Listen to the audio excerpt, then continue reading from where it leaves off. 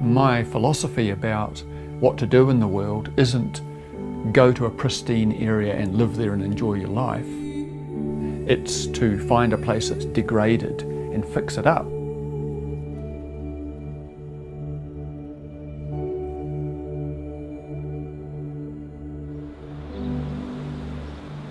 "23 years ago we started developing the food forest system here. A food forest is a permanent planting, so you want to set up just like a forest system. The big trees and the middle-sized trees and the bottom layer and the ground layer, they work together. Some plants pick up some minerals and give others back, and the other one does something else. It's really lovely to put them together and create a forest system that's for birds and insects and for us. We've got 480 different species of plants at last count. That doesn't include the 80 different types of apples and the 60 different types of gooseberries. Growing out in the forest garden there, aside from the native trees, which I've used as a framework or a platform for building everything else, and those provide me with shelter from the wind and also nest sites for the birds, and the birds are a really important player in the management of the garden. And the second layer down to that, we have our fruit tree layer, which is our heritage apples and pears and plums and nectarines and peaches, apricots, those kinds of production trees, I suppose you'd call them, but that's not really how I think of them. In our forest garden, I've got about 120 fruit trees. There are 80 different apple trees alone, of all different names, that I've got from the old heritage orchards. The apple trees are a special favourite of mine because each one has a different story and history, and some are more than 500 years old. So as I walk around here, I know each of the trees very well, and some are eating, some are cooking, some are sweet and crunchy, some are quite dense and firm. And like humans, they're very individual, and they've all got a special way that they're worth passing on. And then below that, a layer of berry fruits and currants, red currants, black currants, white currants, gooseberries, Worcester berries, all of those sorts of shrubby plants that like to grow in the semi-shade. In December you start getting berries, and then the plums come on, then the pears and apples, and so we have fruit here to harvest 10 months of the year. Wrapping around all of that are the biennial and perennial herbs, some of which are edible, some of which are medicinal, and then below that there are bulbs and root crops that grow, such as parsnips and wild carrots, those kinds of things. And then winding their way up through these things are vines, like grapevines and kiwi fruit and Manchurian gooseberries and hops and all sorts of things which kind of bind everything together and tie the forest together. So what I've tried to do here, even though it's Southland and grapes struggle a little bit to produce good grapes down here, good crops down here, is that I've multiplied out, propagated out dozens and dozens of grapes that I've collected in from all over Southland and Otago, grown them and planted them at the base of the various trees that we've got here. Like this one underneath this cabbage tree here, this one's been in for a few years now and has really taken off up into the canopy. But I'm taking that idea and spreading it right throughout the whole forest garden, in a way trying to bind together the canopy in a way that I've never seen before in any other forest garden. And not only will it give a different layer or level to the garden, it may even get to the point where we could travel along those vines if we were adroit and nimble enough. We're in the temperate zone at the bottom of the South Island and quite exposed to the elements, especially the sou'westers that come in off the Southern Ocean. We've got a hill behind us sheltering us from the southwest winds, and we face north, looking over the estuary and the mountains and the hills, so it's a really ideal situation. When we first came up to have a look at this place, it was ramshackle, to say the least. This area where the house is now was completely covered in junk and the remains of the old house that had caught fire. So most people would have not even crossed the threshold of the property to have a look at that, I don't think, because it didn't look very appealing. But to us it did, because I thought, well, for one thing, nobody wants it, so it's probably going to be cheap, and it was cheap to buy. And secondly, I thought, I can fix this. One of the really fortunate things about this piece of land, and we saw it the day we came here for the first time, was that it had a creek flowing through it, although initially it wasn't flowing at all, it was just a muddy sinkhole really. The creek in spring that we discovered had been the neighbourhood rubbish place. They threw all their things in there. So at first we got all like tin melamine cans and then Coke bottles, and then we got right down to hobnail boots and Victorian pottery. And now it is this beautiful open stream running across a rocky bed, and even a spring over here to my left. With that in place and opened and planted out, I noticed that there were fish swimming in it, swimming upstream. The stream runs right down into the estuary, the Jacobs River estuary at the bottom of the landscape here, and the galaxids, the native whitebait family, of which there are 7 or 9, a whole lot of different ones, they swim up these streams, heading up as far as they can possibly go. We don't feed them, we don't fuss over them, but I do sneak up and look at them as often as I possibly can. But it's a huge bonus because of the approach that we've taken, rather than having it grassed down to the edge of the creek or straightened into a drain the way so many people do when they see a water body that they can't control.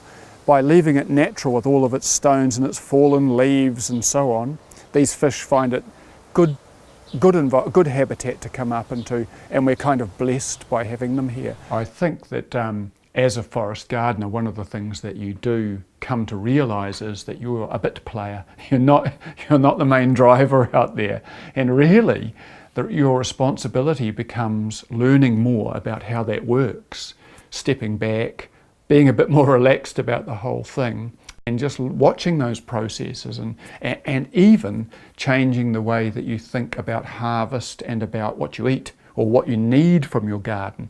And so your diet could change, as ours has, and rather than looking to eat lettuces, we might eat Alexanders or a perennial French sorrel. If you really want to live off your land and have everything that you want, you have to diversify your food.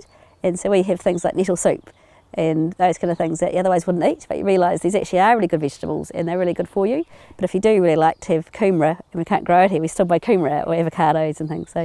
So I would say probably 70% of our food comes from here. What I really love about living in a forest garden is the change of seasons. So this is early spring, it's early October, and it's the time for the apple blossoms.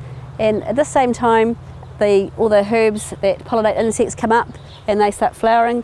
At the same time, the undergrowth comes up for being just a ground cover, protecting the ground. It comes up and becomes like this level. And in 2 weeks' time, they'll be this high.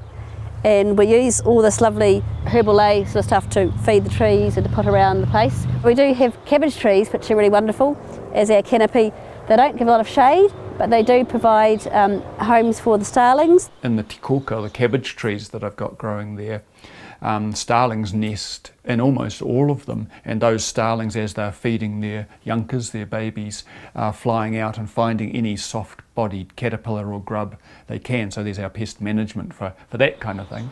Hundreds of birds and insects come and live here naturally, so it's really lovely once we set up the trees and the insect attracting herbs, and the insects came, the birds came, and we have a huge range of native and English birds. And we do introduce some. We've got some chickens, you can hear them in the background. 3 seasons of the year they roam in the forest garden, so they're free, all the hens and any rest we've got. But in spring, when we've got little seedlings going out, we have to keep them in because they know where we plant them. They've got instinct, so I think they're pretty lucky, and it's nice when they've got an acre of a forest garden to walk around, they're very happy. There's a profound difference between a forest garden and a conventional vegetable garden, with a forest growing beside it even, even a vegetable garden surrounded by shrubs. And I think it's more to do with how you think, and of course how you think affects your actions. But I think it's the invitation for some wildness to come into your garden, forest, and play its part, because that's the most powerful factor in any growing situation like this, is what's going to happen anyway, what the natural world's going to bring to you. The more intervention you make, the more mistakes you're likely to make. So I like to think that I often stay my hand. I see what I think is an issue or a problem, And instead of rushing in there and clear felling it or destroying it or burning it or whatever I would have done in the past, and generally seems to happen in the wider agricultural, horticultural world, often I'll stop and think, oh, hang on, maybe I just need to change the way I think about this, which saves my back, of course. I don't have to lift anything or dig anything. One of the biggest challenges to any gardening or food production system is the management of weeds or the understory. In our forest garden here, we are wanting to have as great a diversity of plants as humanly possible. And when you do that, you get this wild vibrancy as an understory, and so you have to manage it in a minimalist way if you can get away with that. So what I've done here is use as many plants as possible, such as comfrey, which we've got here, fennel, cardoons, but the main player is cow parsley or wild chervil. When we first introduced cow parsley to the garden, I was using the usual tools, sickles and scythes and so on to manage it. But then I began to wonder about, was there an easier way? And I discovered that there was. And that's simply going about your business, checking on your trees, and as you do that, walk on the plant, particularly striking its crown, so that slow. It doesn't kill it. This is a biennial plant, but it does knock it back sufficiently so that anything else you've got planted there, such as these raspberries or red currants, black currants and so on, can get away, get plenty of light as those cow parsley recover and can come back up again in order to flower, because we need them to flower because they're attracting hoverflies as part of our integrated pest management program. So just walking around on top of these very crunchy cow parsleys without using any tools at all, it's a bit like making a salad on a grand scale. It's very pleasurable to do and very effective. It's not annihilation of the plant, it's just suppressing its growth for long enough for everything else to flourish. In a forest garden like ours, the major player is wildness, is the natural world and all of those things that happen in there. And my job is just to kind of mould that to suit our purposes to a certain extent. We really enjoy living in a forest garden because you can sit on the veranda in the morning and you look out and there's no lawns to be mowed and there's no weeding to be done, and all the birds and insects are just having their life in the paradise you've curated for them, so it's very peaceful. Your conventional annual vegetable garden growing in rows needs a huge amount of input and control from the gardener. There are not many people who would run a rowed vegetable garden and say, oh, I don't really do much in there, because you have to. I haven't done anything clever at all. I've just stopped interfering with my garden, basically. So I've stopped destroying stuff and I've allowed it to become wilder and do what it wants to do with just a little bit of management from me. From the early days when we were setting up the forest garden, I chose to use native plants. That was the thing I was interested in most at the time, so I knew how to propagate them. I had a lot of them already. I didn't have to buy them from a nursery. I had seed resources and I knew how to propagate from cutting. So that seemed to me the logical choice. I felt also that they were long lasting and somehow more appropriate for the land because they used to grow here, and I kind of had a very strong interest in indigenous everythings. From that time to now, I've undergone something of a change about what's appropriate and what's not. More so that I think everything's appropriate, and I'm more interested in biological diversity and multiplicity and complexity. So what I'm doing is bringing in a lot of the exotic plants that produce some product such as food or medicine or even fuel, and easing them into this native plant area which we're standing in now, surrounding the creek and the spring. Even though we've set up what we're calling a forest garden, it's constantly developing as we, the people who live in it, think about what it really means. It's so peaceful when you walk about, and it's just all the different flowers and the energy and action and all the insects, and the birds have their own life, and so the birds are doing all their thing up in the trees and coming down to feeding, and insects are flying around and having babies and flying off on missions. It's like being in another universe, really. It's just amazing, and to me it's how life should be, with that livingness and the interconnectedness of all the plants and the bees and the herbs. It's nice that the bees and the birds can live here, and we can also come and we can get everything we need. Like we've got herbs for medicine, we've got herbs for food, we've got things that you can eat, and so it's like living in within a greengrocer setting. You just go pick everything you need. We've got probably 30 different plants in the carrot family, and this is my particular favourite. It's called Sweet Sicily. The leaves are like stevia, they're a natural sweetener, so if you boil them in like a herb tea and put them in a pot with your rhubarb, you don't need so much sugar, so it's really nice. It smells like aniseed. The seeds at this stage in spring and summer, the seeds are like little aniseed lilies. When we have school groups visiting, the children love eating them, and they're really gorgeous. And when they get older, the seeds go dark, and you can use them to polish fine furniture. They've got an oil in them. So it's a really useful plant. I've got about probably 90 different herbs here. So I don't have to buy herb teas. I can just go out to the garden all year round and get some lemon balm or lemon verbena or apple mint or raspberry leaves. So it's really wonderful to have this garden here as your supermarket and your chemist. All the time that I've spent here learning about and developing the forest garden, I like to think has actually had quite a significant effect outside of the boundaries of this garden. Not only because I sneak out at night and plant things along the roadsides. The environment centre that Robin and I conceived of and started many years ago has been a powerful player in all of these things that I'm talking about, because it's off-site. It's not us. Some people might not like the idea of this kind of gardening, but they will go in and buy a beautiful scented natural organic soap from the Environment Centre. So that allows a whole new layer of society to be involved at the periphery at the start in some of the ideas that we're doing here. You know, we have workshops in there, we have visiting speakers. It attracts a huge number of volunteers, so there's that whole generosity thing coming from the wider community into the Environment Centre, and then of course it goes out in terms of things we offer people. So yeah, it's a beautiful little focus in a town, which is quite different from, or a village, different from being in a garden like this.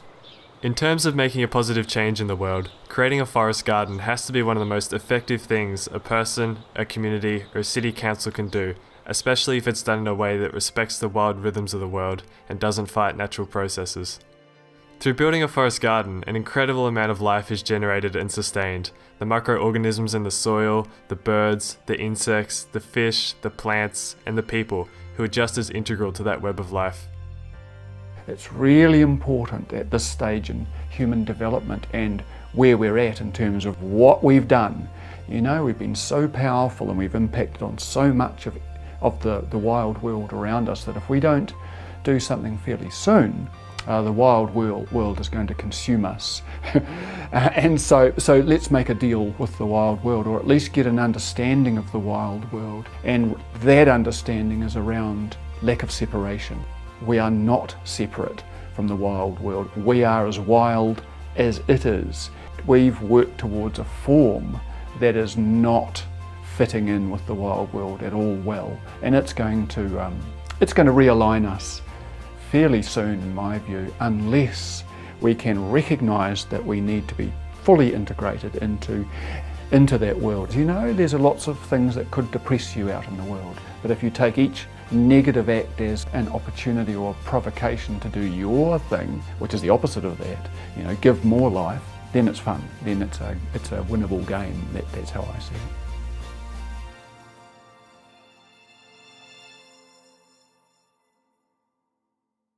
Thanks for watching the third film of the Living the Change series. This is the first film that was shot and edited while being on the road. We're in Christchurch at the moment and we've been experiencing a few earthquakes, but we're heading north now for the last leg of the journey. If you want to find out more about the Living the Change project, you can check out happenfilms.com. I want to say a special thank you to Pierre Blom, Bronwyn Pla, Joshua Richmond and Greg O'Keefe for their generous donations to the project. Thanks again for watching, guys, and I'll see you all in the next film.